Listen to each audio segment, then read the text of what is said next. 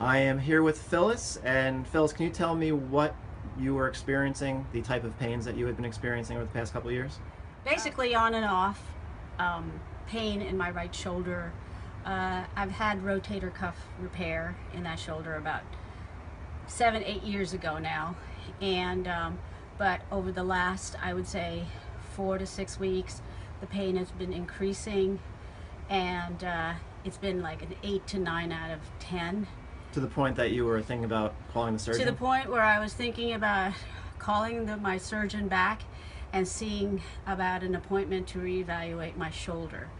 And the pain was usually in this motion, and sometimes I couldn't carry anything on my right side because it was just too painful to hold this position and carry a weight on it. Clearly, Phyllis had been in a tremendous amount of pain. I don't have any video of the testing that I did with Phyllis, but I do have video of another client who I actually tested today. And I'm testing his left shoulder, and I test internal range of motion and horizontal abduction. And what you'll see is two parts.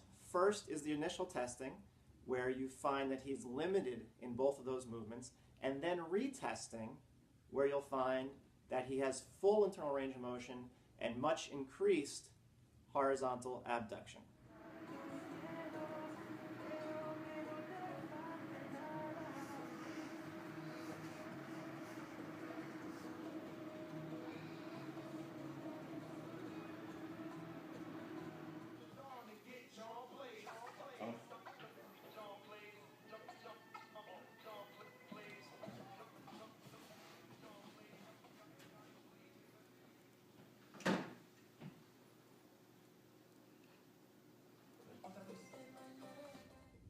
You just saw really good improvement on two of those tests, the internal range of motion and the horizontal abduction. Those are two very important movements for the shoulder. It looked like that shoulder didn't move, but then all of a sudden it does. How did that happen? Well, let me just say, Phyllis tested in the exact same way that that person did, actually a little bit worse. And that was what was responsible for the pain in her right shoulder. The fact that her shoulder couldn't really move. But it was the underlying position of the rib cage that was the culprit. The shoulder was just the victim. But the most fascinating aspect of this whole thing is what was keeping her rib cage elevated.